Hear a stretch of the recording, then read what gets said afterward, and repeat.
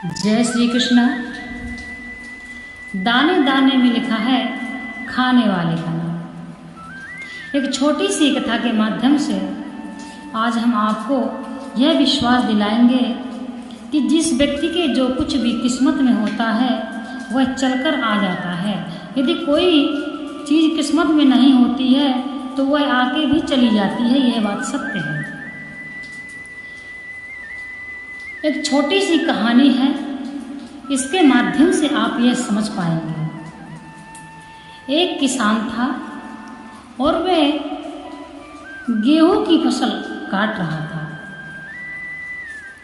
गेहूं की फसल काटा, दाना उसका निकला खेत में। जिस समय वह घर में अपने गेहूं ले जा रहे थे उस समय वहां से एक साधु निकले। किसान ने प्रणाम किया तो साधु महाराज उसको आशीर्वाद देकर हंसने लग गए, मुस्कुराने लग गए। तब वह किसान कहने लगा, गुरुदेव क्या हमसे कुछ गलती हो गई है या आप मुस्कुरा रहे हैं? क्या बात है? कुछ बात है तो हमको बताइए। तो साधु बोले, बताऊंगा लेकिन आप विश्वास नहीं करेंगे, खुद ही देख लेना। बोले, नहीं प्रभु, हमको आप पर पूर्ण भरोसा है और आप भगवान के भक्त हैं, आप हमारे लिए हरि के समान हैं और आप हमें यह जरूर बताइए कि आप मुस्कुरा क्यों रहे हैं, क्योंकि इसमें मुस्कुराने लायक तो कुछ है ही नहीं। मैं एक दुर्बल किसान और मैं इसमें यहाँ कोई ऐसी कोई बात नहीं जिसमें हंसा जाए, मुस्कुराया जाए। यह कोई बहुत ही वैसी बात होगी, कोई गूढ़ रहस्य है जो कि प्रभु आप मुस्कुरा रहे हैं। वह साधु वहाँ से नित्य निकला करते थे। बोले, रोज तो आप यहाँ से कभी नहीं मुस्कुराते थे, लेकिन आज आप मुस्कुरा क्यों रहे हैं? क्या इस खुशी में कि भगवान ने मुझे अन्न दिया है खाने के लिए? साधु बोले, नहीं। बोले, तो फिर किस खुशी में? बोले, भविष्य आगे से बताना अच्छा नहीं होता है। मनुष्य के लिए भविष्य आगे से बताना अच्छा नहीं है। भविष्य मनुष्य देख सकता है। बोला, नहीं, आज आपको बताना ही पड़ेगा कि आप क्यों मुस्कुरा रहे हैं। तब साधु महाराज सोचे कि आज किसान नहीं मानेगा और सुबह सुबह का समय है, मुझे बता देना चाहिए। यदि मैं नहीं बताऊंगा तो फिर ये किसान अपने काम में भी मन नहीं लगाएगा और अपना कार्य सही से नहीं करेगा। ये किसान मेरी वजह से परेशान रहेगा। तब साधु महाराज बैठ गए और बोले, भाई किसान, तेरे ये अन्न है, जो तेरा गेहूं है, इस गेहूं में एक ऐसा अन्न का दाना है जो उसमें एक मुर्गे का नाम लिखा है, यानी वह दाना एक मुर्गा खाएगा, परंतु वह मुर्गा यहाँ नहीं है, बहुत दूर है। इसलिए तेरा ये जो अन्न है उसका एक दाना बहुत दूर जाएगा। किसान हंसने लग गया। बोले, साधु महाराज, हंसने की तो बात ही है, एक दाना कैसे चला जाएगा इतनी दूर? बहुत दूर कहाँ जाएगा? एक दाना कैसे चला जाएगा? आप कैसी बात करते हैं? साधु महाराज बोले, इसीलिए मैं आपको नहीं बता रहा था कि आपको भरोसा नहीं होगा, इसलिए मैं नहीं बता रहा था, लेकिन आप परेशान हुए तो मैंने बता दिया। साधु तो वैसे भी हृदय के सरल होते हैं। किसान बोला, ठीक है, जाइए आप। एक दाना को जाना होगा, चला जाएगा, उससे मेरा कुछ बिगड़ेगा नहीं, कोई बात नहीं। साधु महाराज फिर मुस्कुराए और बोले, हाँ, राम राम किया, चले गए। जब किसान गेहूं लेके घर पहुंचे तो एक किसान का छोटा बच्चा था, तो वह उन्हीं गेहूं में खेल रहा था।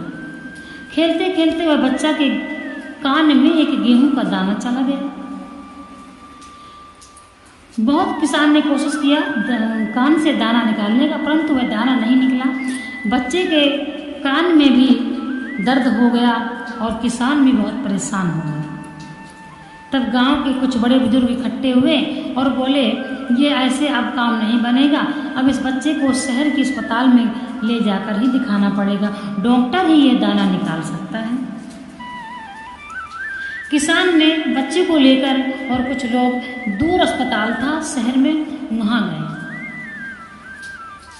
डॉक्टर ने देखा मशीन लगाया, सब देखा, चेक किया और डॉक्टर उस बच्चे के कान का दाना निकालने लग गया। जब वह गेहूं का दाना निकाला, डॉक्टर ने निकाल के नीचे फेंक दिया और वहीं पे एक मुर्गा था छोटा सा, वह दाने चुन रहा था, बीन रहा था, ऐसे घूम रहा था उस अस्पताल में।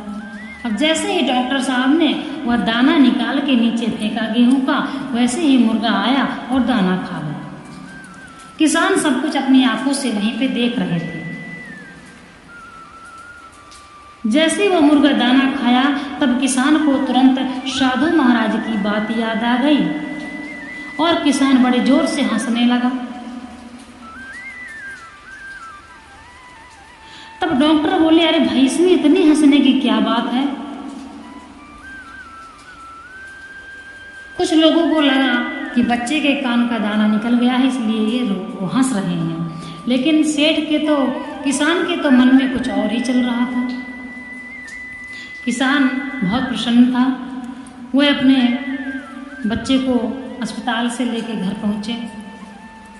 बच्चा ठीक था, स्वस्थ था, कोई दिक्कत नहीं थी। बच्चा अपना खेलने खाने लग गया और किसान साधु महाराज के पास पहुंचे और पैरों में गिर पड़े और हंसने लगे बड़ी जोर जोर से। साधु महाराज बोले, अरे भाई किसान, ये हंसने की तो कोई बात ही नहीं है। यहाँ तो मैं भगवान का भजन कर रहा हूँ, एकांत जगह है, यहाँ पे क्या ऐसा कुछ हंसने का तो कोई रहस्य है ही नहीं यहाँ पे, ना ही कोई हंसने की वजह। आप इतना क्यों हंस रहे हैं? तब किसान बोला, हे प्रभु, जैसे उस दिन आप हंस रहे थे, ऐसे आज मैं हंस रहा हूँ। तब साधु महाराज बोले, क्यों? तब किसान ने सारी बात बताई कि आपने जो बात कही थी वह सत्य थी महाराज। मेरा गेहूं का एक दाना इतनी दूर गया शहर में और एक मुर्गे ने एक दाना खाया, वह दाना मेरे बच्चे के कान में चला गया था। तब साधु महाराज कहने लगे, हाँ, ये बात मुझे पता थी पहले से। इसीलिए कहते हैं, दाने दाने में लिखा है खाने वाले का नाम। जो अपनी किस्मत में होता है वो आके ही रहता है, मिलके ही रहता है। इसलिए जितना जो कुछ भी है, भगवान ने जितना जो कुछ दिया है, उसी में व्यक्ति को संतुष्ट रहना चाहिए, प्रसन्न रहना चाहिए। और यदि आपका समय अच्छा है, भाग्य अच्छा है, जब आपका समय आएगा तब आपको हर चीज़, हर वस्तु की व्यवस्था हो जाएगी।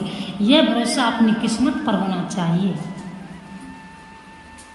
कहते हैं, किस्मत से ज़्यादा और भाग्य से ज़्यादा किसी को नहीं मिलता। अर्थात किस्मत से ज़्यादा और समय से पहले भी किसी को कुछ नहीं मिलता है। हर चीज़ का समय होता है, हर इंसान का, सबका एक समय होता है। इसलिए मनुष्य को यह समझना चाहिए कि जितना जो कुछ हमारे नसीब में है, हमारी किस्मत में है, वह हमको मिलेगा। आजकल बहुत सी ऐसी बातें हैं जो कुछ भी संपत्ति, प्रॉपर्टी या कुछ भी पाने के लिए व्यक्ति एक दूसरे को जान से मार देते हैं, लेकिन ऐसा कुछ होता है कि वो तब भी उसे प्राप्त नहीं होता, क्योंकि वह उसके लिए है ही नहीं। अर्थात वह उसके नसीब में है ही नहीं, तो कैसे मिल जाएगा? इसलिए अपने हाथों से झपटा मारने की कोशिश नहीं करना है। जो नसीब में है उतना ही आपको मिलेगा, मिलकर ही रहेगा। अपने कर्मों को अच्छा रखिए, अपनी नियत को अच्छा रखिए, तो किस्मत आपकी दासी की तरह है। भगवान किसी को भी इतना कम नहीं देते हैं।